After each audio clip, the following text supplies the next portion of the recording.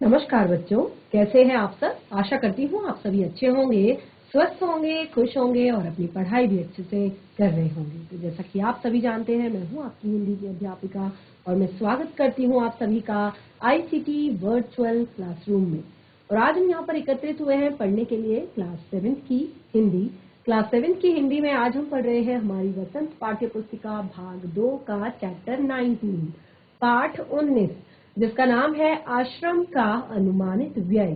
तो आपने क्लास 6 में एक चैप्टर पढ़ा होगा गांधी जी के विषय में, जहां पर लिखा था जिस चैप्टर का नाम है नौकर। तो जो चैप्टर आपने क्लास 6 में पढ़ा है नौकर, ये बिल्कुल चैप्टर उसी से रिलेटेड है। उस पाठ में आपने काफी सारी चीजें पढ़ी है कि किस तरह से गांधी जी का एक अलग व्यक्तित्व है, अपना जो एक तरह से जो उनकी पर्सनल लाइफ कह सकते हैं, जो उनकी एक तरह से अपना निजी जो उनका जीवन है, किस तरह के विचार वो रखते हैं कि उनको हर काम खुद से करना सही लगता है। वो किसी पर कोई भी प्रेशर नहीं डालते, कोई भी बोझ नहीं डालते, किसी काम को करने के लिए वो दूसरों पर डिपेंड नहीं रहते हैं।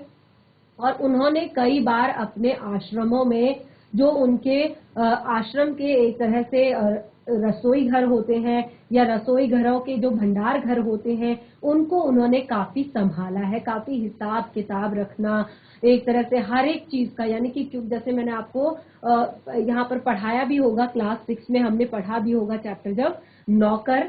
तो उस टाइम पे आप लोगों ने देखा होगा कि कैसे गांधी जी के आश्रम में काफी सारे लोग उनसे मिलने आया करते थे, उनसे सलाह मशवरा करने आया करते थे। देश के अलग अलग राज्यों से ही नहीं बल्कि विदेशों से भी लोग उनसे मिलने उनके आश्रम में आया करते थे। तो किस तरह से लगभग उनके आश्रम में रोज ही जो खाने वाले लोगों की संख्या, रहने वाले लोगों की संख्या थी, वो 40 से 50, कभी 100 भी हो जाती थी। तो इस तरह से यहाँ पर जो आपका ये चैप्टर है आश्रम का अनुमानित व्यय, तो इसमें क्या करते थे गांधी जी, हर चीज का हिसाब किताब यानी कि लेखा जोखा रखने की उनकी आदत थी। वो हर चीज हिसाब रखते थे ताकि कोई भी किसी भी टाइम पे किसी चीज की कमी ना हो। तो बिल्कुल यही चीज यहाँ पर बताई गई है कि कैसे जो जमीन का किराया कितना जाता था, वहां पर राशन अगर आया तो वो कितने कितने का आएगा, या एक तरह से जो वहां पर गद्दे आएंगे, इतने लोग होंगे तो कितने का ये सारा सामान आएगा। तो ये सारी चीजें वहां पर हुआ करती थी। तो आरंभ में यहाँ पर देखिए, चैप्टर स्टार्ट करने से पहले हम देखते हैं कि आरंभ में संस्था यानी कि आश्रम में 40 लोग होंगे। गांधी जी ने कहा कि आरंभ यानी कि शुरुआत में, जब उन्होंने आश्रम की स्थापना की, शुरुआत में ही उन्होंने कहा कि आश्रम में लगभग जो है 40 लोग होंगे और कुछ समय में इनकी संख्या 50 हो जाएगी। अब देखिए वो कैसे एक पूरा आश्रम का एक बजट बनाकर चलते थे, कैसे वो पूरा आश्रम का एक तरह से बजट फिक्स करके चलते थे। उन्होंने कहा वो एक तरह से हिसाब लगा रहे हैं कि प्रारंभ में जो आश्रम में लोगों की संख्या होगी वो लगभग 40 होगी और कुछ समय बाद इस संख्या के 50 हो जाने की संभावना है। यानी कि लोगों का आना जाना लगा रहता है, तो बाद में इस संख्या के 50 हो जाने की संभावना है। हर महीने औसतन 10 अतिथियों के आने की संभावना है। हर महीने यानी कि जो एक तरह से फिक्स जो नंबर है लोगों के रहने का, उसके अलावा जो है हर महीने जो है 10 लोग कम से कम आते हैं। यानी कि महीने भर जो है लोगों का आना जाना जो है लगा रहता है। ठीक है, इनमें 3 या 5 परिवार होंगे। तो इन जो 10 लोग आएंगे इसमें 3 या 5 परिवार हो सकते हैं, इसीलिए स्थान की व्यवस्था ऐसी होनी चाहिए। ठीक है, यानी कि अब देखिए जब फैमिली आ रही है, पूरा परिवार आ रहा है, तो परिवार के साथ माता पिता भी होंगे, बेटा बहू होंगे, बच्चे होंगे, यानी कि एक पूरी फैमिली होगी। तो उन्होंने जब वो आश्रम बना रहे थे, आश्रम की तैयारी कर रहे थे, आश्रम एक तरह से पूरा बजट वो बना रहे थे, तो उन्होंने कहा जब फैमिली आएगी, जब परिवार वाले लोग आएंगे तो परिवार वाले लोग अलग रह सके। क्योंकि देखिए अब परिवार पूरा साथ में आ रहा है तो उनका सामान, उनको उनकी आदतें तो उनको अगर एक पर्सनल रूम अगर मिल जाए तो वो ठीक है, और बाकी के शेष एक साथ। और अगर कोई अकेले अकेले आता है आश्रम में, सिंगल पर्सन आता है, तो वो अलग रहेगा। ठीक है, तो ये सारा बजट, और इसको ध्यान में रखते हुए 3 रसोई घर होने चाहिए। ठीक है, इसको ध्यान में रखते हुए घर में 3 रसोई घर होने चाहिए। मकान कुल 50,000 वर्ग फुट क्षेत्रफल में बने तो सब लोगों के लायक जगह हो जाएगी। यानी कि अगर जो ये पूरा आश्रम है, ये पूरा मकान है, अगर 50,000 वर्ग फुट में बने तो सब लोगों के लिए जगह हो जाएगी। इसके अलावा 3,000 पुस्तकें रखने लायक पुस्तकालय और अलमारियां भी होनी चाहिए। यानी कि उस पूरे आश्रम, उस पूरे मकान में 3,000 पुस्तकों को रखने लायक एक पुस्तकालय और अलमारियों के लिए भी बजट होना चाहिए, यानी कि जहां पर उन पुस्तकों को रखा जाएगा। तो देखिए यहाँ पर क्या बताया गया है, कुछ अलग से हमारे लिए यहाँ पर लिखा है कि दक्षिण अफ्रीका से लौटकर गांधी जी ने अहमदाबाद में एक आश्रम की स्थापना की और उसके प्रारंभिक सदस्यों तथा सामान आदि का विवरण इस पाठ में दिया गया है। यानी कि जो अहमदाबाद में आश्रम स्थापित उन्होंने किया, तो उस समय पर उन्होंने बताया कि शुरुआत में कितने लोग होंगे, फिर कितने लोग जो है हर महीने लगभग आया करेंगे यहाँ पर, कितने सामान की जरूरत पड़ेगी, कितने रसोई घरों की जरूरत पड़ेगी, कितनी अलमारियों की जरूरत पड़ेगी। तो ये सारा विवरण उन्होंने इस पाठ में यहाँ पर दिया है। कम से कम 5 एकड़ जमीन खेती करने के लिए चाहिए। यानी कि अब आश्रम है तो उसके बाद उसके लिए कम से कम 5 एकड़ जमीन चाहिए जहां पर खेती की जा सके, और जिसमें कम से कम 30 लोग काम कर सके। कम से कम 30 लोग उस खेत में काम कर सके। इतने ही खेती के औजार भी चाहिए। ऐसा नहीं है कि केवल खेत के लिए जमीन के लिए, खेती के लिए जमीन चाहिए, बल्कि उसमें काम करने के लिए 30 लोग और उतने ही औजार भी चाहिए। इनमें कुदालियों, फावड़ों और खुरपों की जरूरत होगी, क्योंकि अगर खेत हम अगर बना रहे हैं, खास तौर पर एकड़ों में अगर हम जमीन खेती कर रहे हैं, तो उसके लिए काफी सारे औजारों की जरूरत पड़ेगी। यानी कि खेत को जोतने के लिए भी जरूरत पड़ेगी, खुदाई करने के लिए जरूरत पड़ेगी, गुड़ाई करने के लिए जरूरत पड़ेगी। तो अलग अलग चीजों की, यहाँ पर फावड़ों की, कुदालों की, खुरपों की, काफी सारी चीजों की जरूरत पड़ेगी। बढ़ईगिरी के निम्नलिखित औजार भी होने चाहिए। यानी कि कई बार क्या होता है, चीजें टूट फूट जाती है, कई बार चीजों में दिक्कत आ जाती है। तो बढ़ईगिरी के लिए भी 5 बड़े हथौड़े, ठीक है, 3 बसूले, 5 छोटी हथौड़ियां, 2 एरन, 3 बड़ी बेधानियां, 3 बम, 10 छोटी बड़ी छेनियां, 4 रंदे, 1 सालनी, 4 केतियां, 4 छोटी बड़ी बेधनियां, 4 आरियां, 5 छोटी बड़ी सड़ासियां, 20 रतल कीले, छोटी और बड़ी, 1 मोगरा यानी कि लकड़ी का हथौड़ा, मोची के औजार। तो इतनी सारी चीजें चाहिए उन्हें इसमें, यहाँ पर बढ़ाईगिरी के लिए।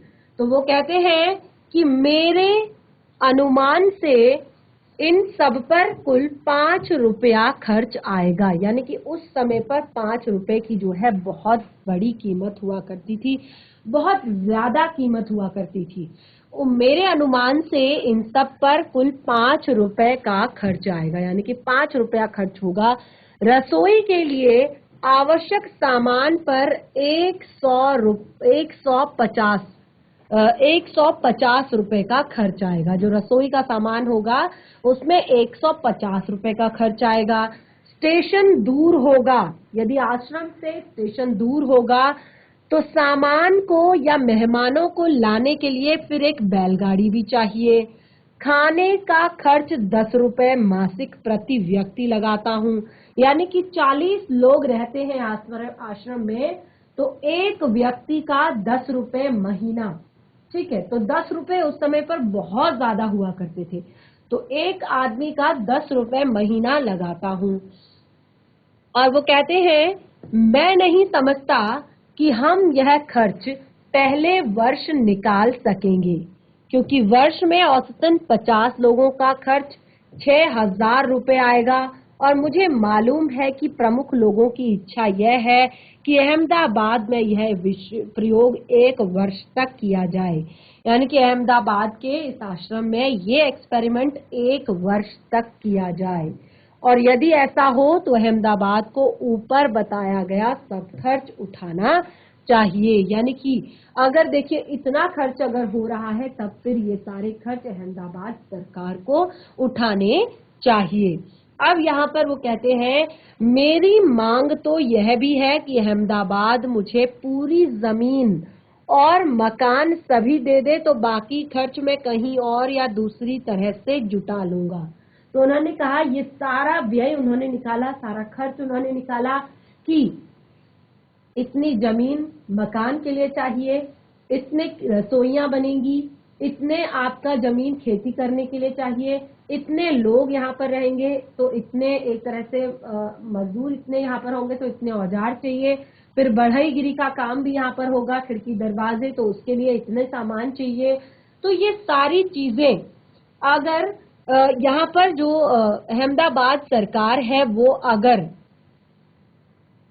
अगर मकान और जमीन भी दे दे तो बाकी के खर्च में खुद जुटा लूंगा। वो कहते हैं क्यों, अब चूंकि विचार बदल गया है इसीलिए ऐसा लगता है कि 1 वर्ष या उससे कुछ कम दिनों का खर्च अहमदाबाद को उठाना चाहिए। यानी कि खर्च काफी बढ़ रहा है तो इससे कुछ कम दिनों का 1 वर्ष या 1 वर्ष से थोड़े कम दिनों का कम से कम खर्च अहमदाबाद को उठाना चाहिए।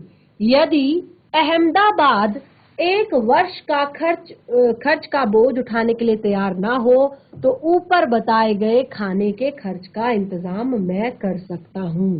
चूंकि मैंने खर्च का यह अनुमान जल्दी में तैयार किया है इसीलिए यह संभव है कि कुछ मदें मुझसे छूट गई हों।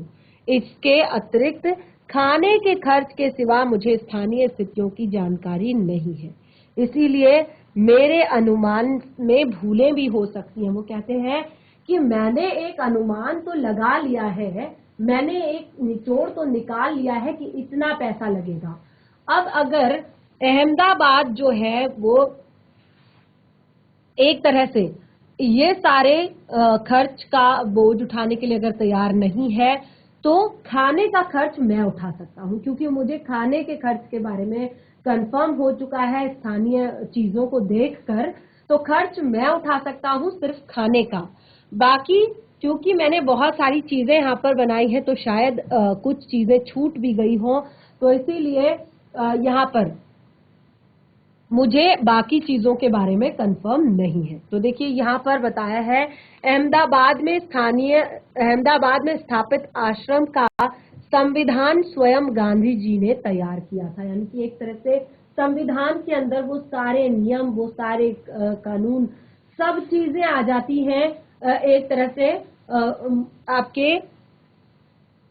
तो इस संविधान के मसविदे से पता चलता है कि यह भारतीय जीवन का निर्माण किस प्रकार करना चाहते थे। यानी कि इन्होंने जो ये पूरा संविधान तय किया है, यानी कि जो अहमदाबाद में जो आश्रम है उसके संविधान को लिखते वक्त, यानी कि वहाँ के लोगों के जो एक तरह से अधिकार हैं, वहाँ के लोगों के जो कर्तव्य हैं, वहाँ के लोगों के लिए जो रूल्स रेगुलेशंस हैं, पूरे नियम हैं, वो सारी चीजें उन्होंने खुद बनाई थी। और इस पूरे संविधान से, यानी कि वहां का जो उन्होंने संविधान लिखा है उससे ये पता चलता है कि वो कैसा भारतीय जीवन का निर्माण करना चाहते थे, वो एक कैसे इंसान का निर्माण करना चाहते थे।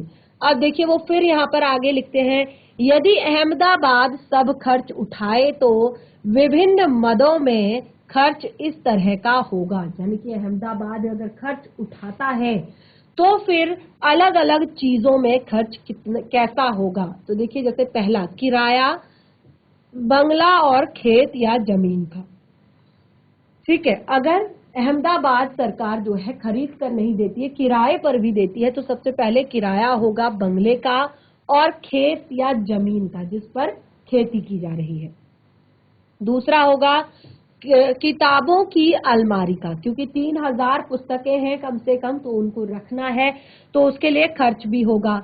बढ़ई के औजारों का, जो बढ़ईगिरी करनी है उसके औजारों का, जो मोची के औजार हैं उसका, और फिर आगे था जो खेती करनी है, ठीक है, जो एक तरह से जो चौके का सामान है, यहाँ पर देखिए जो चौके का सामान है, और फिर जो ये बताया था कि जो अगर मेहमान अगर जो बस स्टैंड या वहां से दूर हो, स्टेशन दूर हो, तो उसके लिए सामान या मेहमानों को लाने के लिए बैलगाड़ी या घोड़ा गाड़ी का, और 1 वर्ष के लिए खाने का जो खर्च है वो सारी चीजें।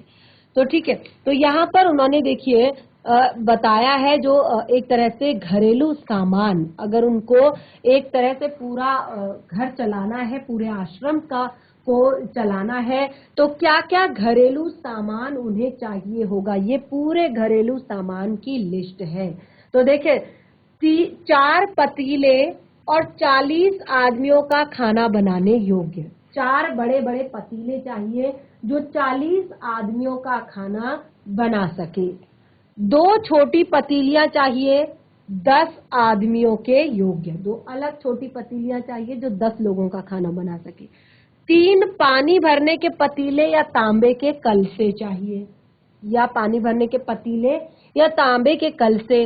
4 मिट्टी के घड़े, 4 तिपाइयां, 1 कढ़ाई, 10 रतल खाना पकाने योग्य, 3 कलछियां, 2 आटा गूंदने की परातें, 1 गर्म पानी करने का बड़ा पतीला, 3 केतलियां, 5 बाल्टियां या नहाने का पानी रखने के बर्तन, 5 पतीले के ढक्कन, 5 अनाज रखने के बर्तन, 3 तैया, 10 थालियां, 10 कटोरियां, 10 गिलास, 10 प्याले, 4 कपड़े धोने के टब, 2 छलनियां, 1 पीतल की छलनी, 3 चक्कियां, 10 चम्मचे, 1 करछा, 1 बड़ा इमाम दस्ता, मूसली, 3 झाड़ू, 6 कुर्सियां, 3 मेजें, 6 किताबें रखने की अलमारियां, 3 दवातें, 6 काले तख्त, 6 रैक, 3 भारत के नक्शे, 4 दुनिया के नक्शे, 2 बंबई अहाते के नक्शे, 1 गुजरात का नक्शा, 5 हथकरघे, बढ़ई के औजार, मोची के औजार, खेती के औजार, 4 चारपाइयां,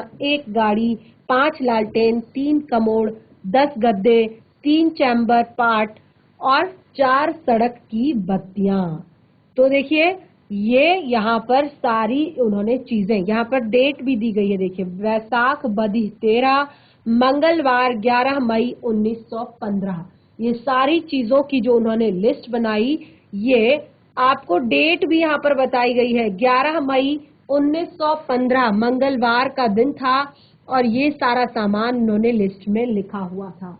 तो देखिए वो कहते हैं मेरा ख्याल है कि हमें लोहार और राजमिस्त्री के औजारों की भी जरूरत होगी, क्योंकि एक आश्रम अगर बन रहा है तो वो कहते हैं वहां पर हमें लोहार और राजमिस्त्री के औजारों की भी जरूरत होगी।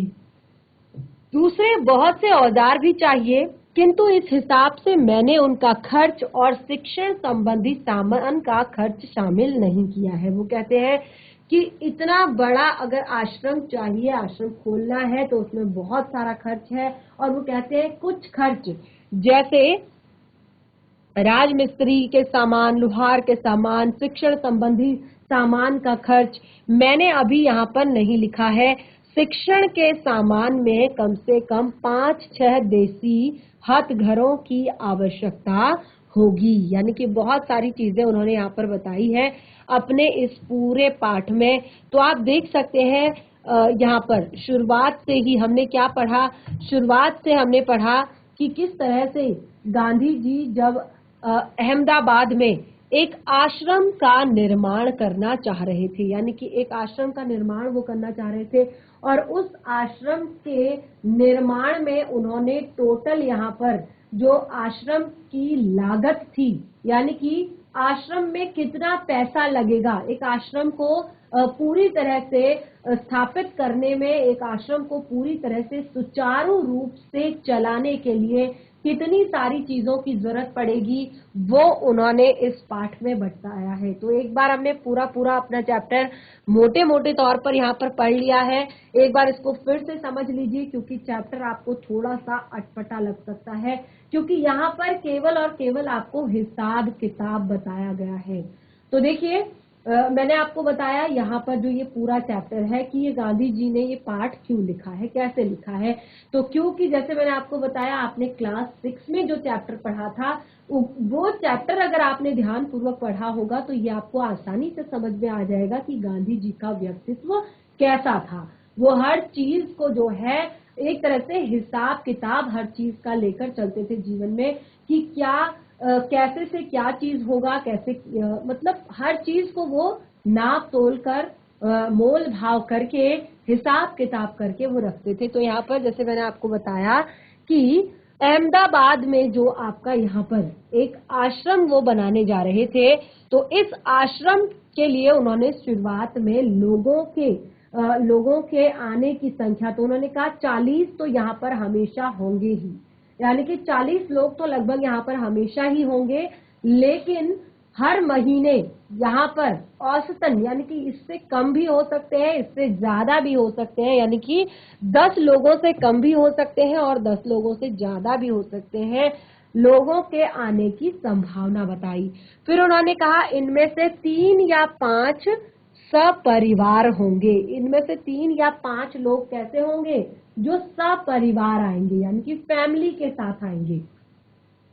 तो ऐसे में उनके रहने की व्यवस्था अलग होनी चाहिए, और शेष लोग यानी कि जो अलग अलग आते हैं, अकेले आते हैं, उनकी एक तरह से व्यवस्था अलग होनी चाहिए।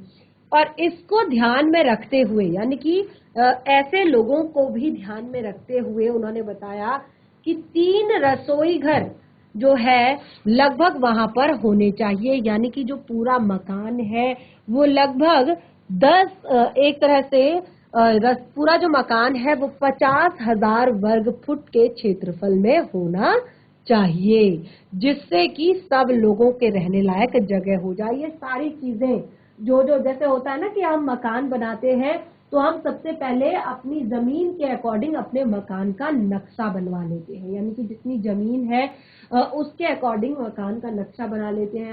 हम ये एक तरह से डिजाइन बना लेते हैं कि इतने रूम यहाँ पर निकलेंगे, इतना यहाँ पर किचन निकलेगा, रसोई निकलेगी, इतना आपका पूजा घर निकलेगा, इतना आपका बाकी के जो वॉशरूम होते हैं वो निकलेंगे, ये आपका स्टडी रूम निकलेगा, ये आपका डाइनिंग हॉल निकलेगा। तो बिल्कुल उसी तरह से यहाँ पर गांधी जी ने भी पूरा एक स्ट्रक्चर तैयार कर लिया था एक आश्रम का, कि 40 लोग यहाँ पर प्रॉपर रोज होंगे और 10 लोग लगभग यहाँ पर रोज औसतन आएंगे, और उनमें से कुछ फैमिली वाले होंगे, तो फैमिली वाले लोगों के लिए रूम अलग होने चाहिए, और उस हिसाब से रसोइयां भी अलग होनी चाहिए, और उस हिसाब से फिर यहाँ का खर्च उन्होंने बताया, सामान के बारे में बताया कि अगर इतने लोग होंगे तो राशन इतना लगेगा, इतने गद्दे आने चाहिए, और उसके बाद अगर खेती होगी तो खेती के लिए इतने औजार चाहिए, रसोई अगर बन रही है तो रसोई के लिए आटा गूंदने की परात से लेकर,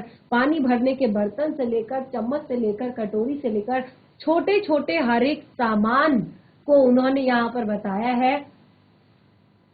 हर एक सामान की उन्होंने यहाँ पर लिस्ट बनाई है। उसके बाद उन्होंने खेत से जुड़ा हुआ, क्योंकि अगर खेती करनी है तो सामान किससे मांग कर लाएंगे, अगर खेती करनी है तो औजार भी तो चाहिए, खेत को खोदना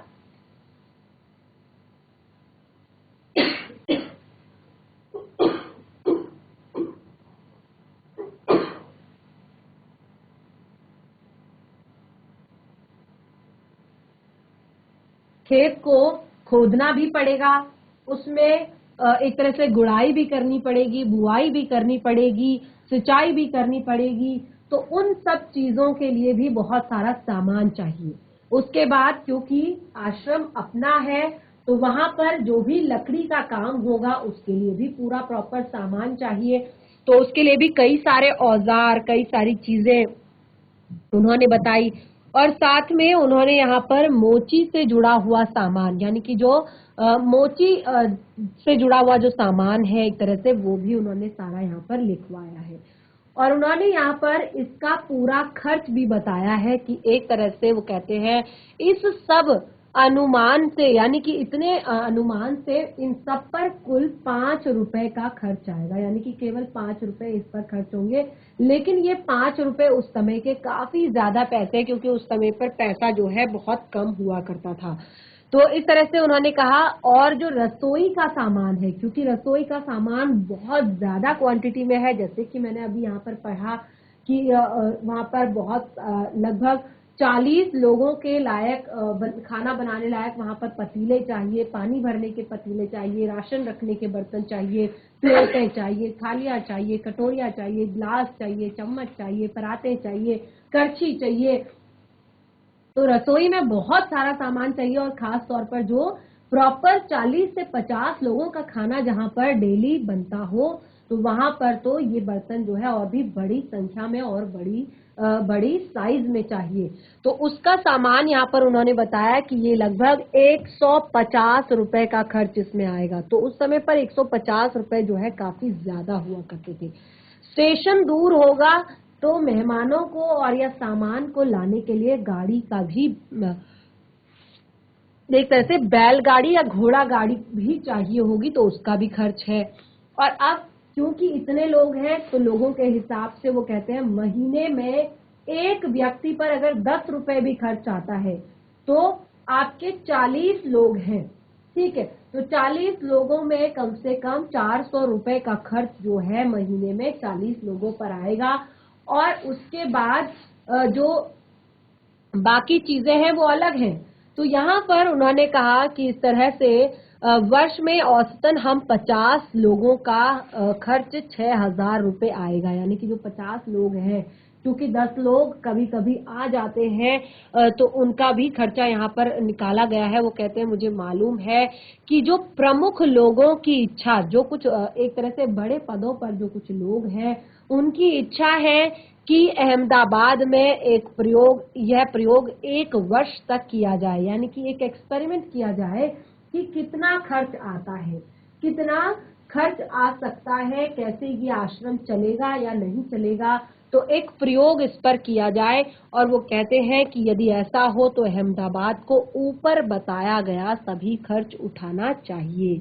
अगर आप चाहते हैं कि ऐसा एक्सपेरिमेंट किया जाए, ऐसा एक प्रयोग किया जाए कि आश्रम को चलाने के लिए, तो फिर इसके लिए सारा खर्च जो है अहमदाबाद सरकार को उठाना चाहिए। और वो कहते हैं मेरी मांग तो ये भी है कि अगर आप ये सारा खर्च नहीं उठाना चाहते तो आप जमीन और मकान ही दे दीजिए, यानी कि क्योंकि ये भी बहुत बड़ी एक चुनौती है कि जमीन और मकान का होना, तभी तो वहां पर आश्रम बन पाएगा। देखिए जमीन कम से कम खेती के लिए चाहिए और मकान भी काफी बड़ा उसमें बनना है।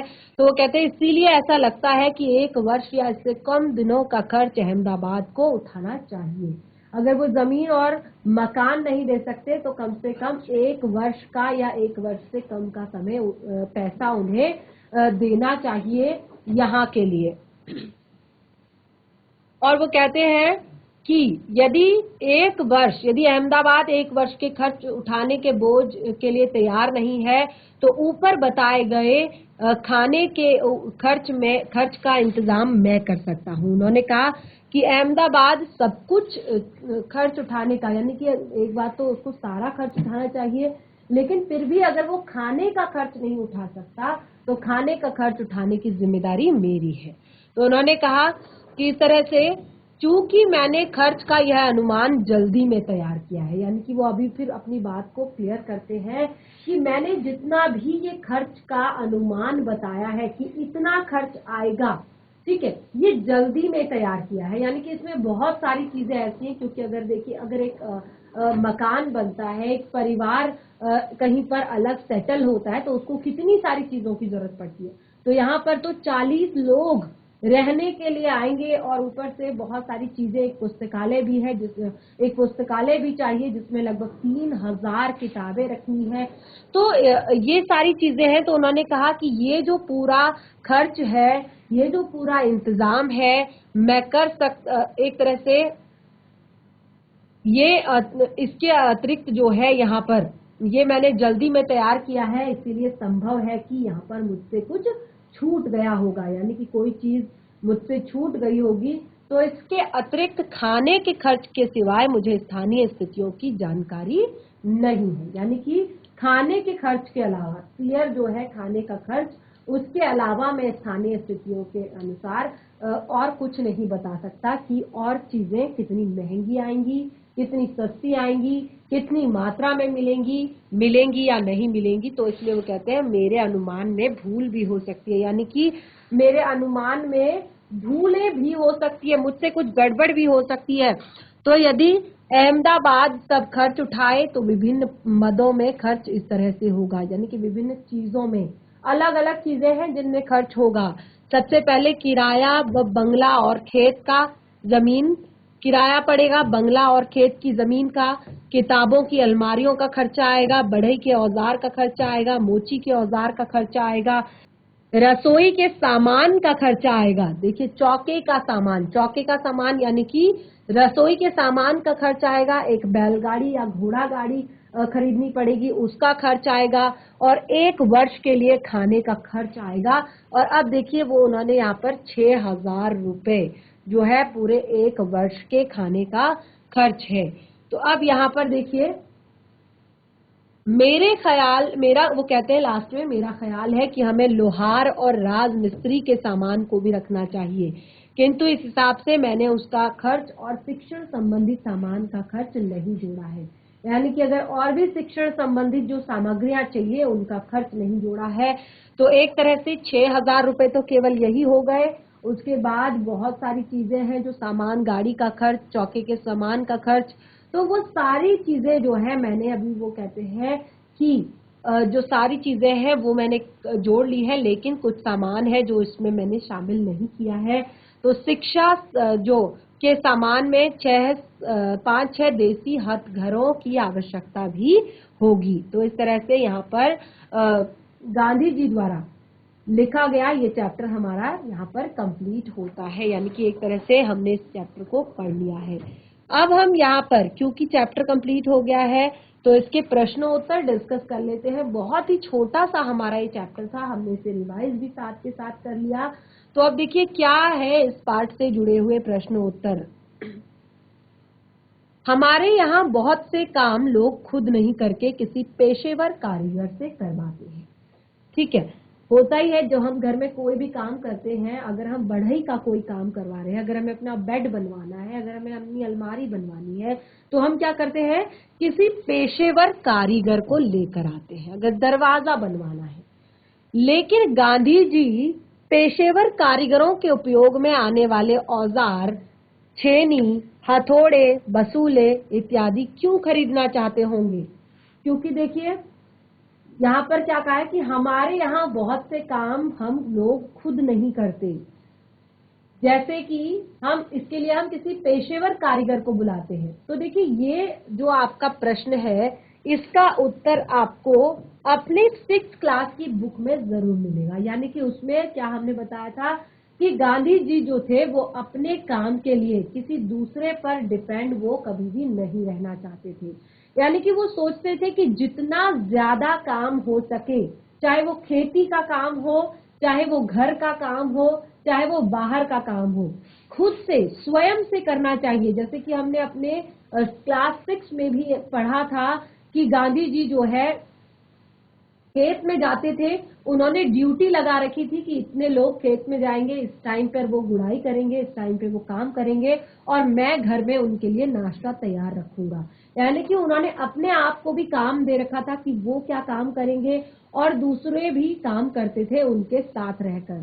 तो गांधी जी ने यहाँ पर ये सारे औजार, जैसे छेनी, हथौड़े, बसूले इत्यादि, ये सारे इसलिए मंगाए हैं ताकि वो बढ़ई गिरी से जुड़ा हुआ जो काम है या खेत से जुड़ा हुआ जो काम है वो किसी पेशेवर कारीगर को ना बुलाकर कुछ लोगों द्वारा ही कर ले, स्वयं कर ले या लोगों से करवा ले। अगला प्रश्न है, गांधी जी ने अखिल भारतीय कांग्रेस सहित कई संस्थाओं व आंदोलनों का नेतृत्व किया। उनकी जीवनी या उन पर लिखी किताबों से उन अंशों को चुनिए जिनसे हिसाब किताब के प्रति गांधी जी की चुस्ती का पता चलता है। ठीक है, तो देखिए यहाँ पर गांधी जी ने बहुत सारे संस्थाओं में काम किया, बहुत सारे आंदोलनों का नेतृत्व किया, बहुत सारे उन्होंने क्रांतियां अलग अलग तरह से उन्होंने आंदोलन किए। तो उन पर लिखी जो जीवनी है या कहीं पर उनका कोई लेख अगर मिलता है तो उसमें उन्होंने कैसे हिसाब किताब के प्रति उनकी जो चुस्ती है उसको दिखाया गया है, वो आप पढ़कर खुद से लिख सकते हैं। ठीक है, तो ये प्रश्न आपके लिए होमवर्क है। आप गांधी जी के बारे में पढ़ेंगे कहीं से भी और उनके हिसाब किताब से जुड़ी हुई बातें आप यहाँ पर लिख सकते हैं। अगला प्रश्न है, मान लीजिए आपको कोई बाल आश्रम खोलना है। बाल आश्रम यानी कि जहाँ पर बच्चे रहते हैं, बच्चों को रखा जाता है। मान लीजिए आपको कोई बाल आश्रम खोलना है और इस बजट से प्रेरणा लेते हुए, यानी कि यहाँ पर एक पूरा बजट दिया है उन्होंने, तो आप इस बजट से प्रेरणा लेकर उसका अनुमानित बजट बनाइए। यानी कि बाल आश्रम, तो देखिए अब बाल आश्रम है तो उसकी जरूरतें उस हिसाब से अलग होंगी। अब आपको पूरी चीजें यहाँ पर बताई गई हैं कि क्या क्या चीजें चाहिए। अब उस हिसाब से आप बाल आश्रम का कंपेयर कीजिए कि वहां पर क्या क्या चीजें चाहिए होंगी और उनका बजट आज के हिसाब से कितने रुपए बैठेगा। ठीक है, तो ये भी आपका होमवर्क है। और देखिए किन नई मदों को जोड़ना और घटाना चाहेंगे। अब देखिए यहाँ पर उन्होंने काफी सारी चीजें जो है उस समय की बताई है। अब इसमें आप क्या क्या नया जोड़ना चाहेंगे, क्या क्या नई चीजें, जैसे अगर बच्चों का आश्रम है तो वहां पर स्वास्थ्य संबंधित चीजें भी, स्वास्थ्य संबंधित सामान भी वहां पर जरूर होना चाहिए, स्वास्थ्य संबंधित कुछ लोग भी वहां पर जरूर होने चाहिए। ठीक है, और इस तरह से बहुत सारी चीजें, अगर बच्चों का आश्रम है तो वहां पर खेलकूद संबंधित चीजें भी होनी चाहिए, शिक्षा संबंधित सामग्री वहां पर ज्यादा होनी चाहिए। तो इस तरह से आप जो कुछ नई मदें वहां पर जोड़ना या घटाना चाहते हैं वो आप लिखेंगे। तो ये भी आपके लिए होमवर्क है। अब देखिए अगला प्रश्न है, आपको कई बार लगता होगा कि आप कोई छोटे मोटे काम जैसे घर की पुताई करना, दूध दूहना, खाट बुनना करना चाहें तो कर सकते हैं। होता है कई सारे काम ऐसे हैं अगर हम करना चाहें तो हम खुद से कर सकते हैं। तो देखिए ऐसे कामों की सूची बनाइए जिन्हें आप कामों की सूची बनाइए कि जिनको आप चाहकर भी नहीं सीख पाते हैं। अभी आप छोटे हैं, अपने अकॉर्डिंग कई बार कई चीजें हैं जो हम कर सकते हैं लेकिन हम नहीं करते, लेकिन कुछ चीजें ऐसी हैं जिन्हें हम करना चाहते हैं लेकिन सीख नहीं पाते हैं। तो वो आप यहाँ पर सूची बनाइए और इसके क्या रीजन है वो भी दीजिए और उन कामों की पूरी लिस्ट बनाइए। और एक चीज जिन्हें आप सीख कर ही छोड़ते हैं, बहुत ही सरल और बहुत ही इंटरेस्टिंग से प्रश्न है यहाँ पर। अब देखिए नंबर 5 आता है, इस अनुमानित बजट को गहराई से पढ़ने के बाद, यानी कि जो ये पूरा अनुमानित बजट था इसको आपने गहराई से पढ़ा, 2 बार हमने यहाँ पर रिवाइज किया। अब आश्रम के उद्देश्यों और कार्य प्रणाली के बारे में क्या क्या अनुमान लगाए जा सकते हैं। तो बहुत ही सुंदर प्रश्न है ये और बहुत ही ज्यादा महत्वपूर्ण प्रश्न भी है, क्योंकि तो देखिए इस अनुमानित बजट को गहराई से पढ़ने के बाद आश्रम के उद्देश्यों और प्रणाली के बारे में क्या क्या अनुमान लगाए जा सकते हैं। तो इसके लिए मैंने आपको क्या बताया था, इसके लिए आप चैप्टर जो आपका क्लास 6 का चैप्टर है, अगर आपने ध्यान से पढ़ा होगा तो इस प्रश्न का उत्तर आप आसानी से दे सकते हैं। यानी कि अब इन सब चीजों से हमें ये पता चल रहा है, आश्रम का उद्देश्य है कि आश्रम के जो लोग होंगे वो कभी भी दूसरों पर डिपेंड नहीं होंगे। कार्य प्रणाली ये होगी कि वहां के लोग हमेशा बिजी होंगे, किसी न किसी काम में लगे होंगे, व्यस्त होंगे, और एक तरह से वहां पर जो हर काम होगा वो घर का होगा, चाहे वो खेती हो, एक तरह से बाजार से कोई सामान नहीं आएगा, आटा पीसा जाएगा, घर में पीसा जाएगा, खेती की जाएगी, सब्जी उगाई जाएगी, दालें उगाई जाएंगी, वो सब घर पे होंगी, खाना बनेगा वो प्रॉपर घरेलू तरीके से बनेगा। तो सारी चीजें जो है वो आश्रम का उद्देश्य यह है कि बिल्कुल सिंपल और सादगी से भरा हुआ हो और नेचुरल हो। तो इसलिए ये सारी चीजें हमारी यहाँ पर क्लियर होती हैं। चैप्टर हमारा लगभग यहाँ पर क्लियर होता है। बहुत अच्छे से हमने इस पार्ट को पढ़ा। अब यहाँ पर भाषा और भाषा की बात यहाँ पर की गई है। तो देखिए यहाँ पर अनुमानित शब्द में अनुमान में इत प्रत्यय जोड़कर बना है। तो इत प्रत्यय जोड़ने पर अनुमान का न नित में परिवर्तन हो जाता है, यानी कि अनुमानित। तो इसी तरह से प्रमाणित, ठीक है, व्यथित, शिक्षित, द्रवित, मोहित, मुखरित, चर्चित।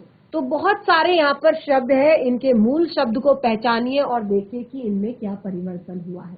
तो कुछ और इंटरेस्टिंग चीजें हैं इस पाठ में आगे करने के लिए, तो इनको भी आप घर पर करेंगे। इस तरह से हमारा जो आज का पूरा सेशन है वो यहाँ पर कंप्लीट होता है। हमने पाठ को भी अच्छे से पढ़ा, पाठ से जुड़े हुए प्रश्न उत्तर भी यहाँ पर बहुत अच्छे से किए, और सारे प्रश्न लगभग आप अगर खुद से करेंगे तब आपको ज्यादा इंटरेस्ट आएगा। तो इनको घर पर जरूर करें, पाठ को एक बार रिवाइज करके, और भाषा संबंधित जो प्रश्न यहाँ पर दिए हैं इनको भी घर पर डिस्कस करें।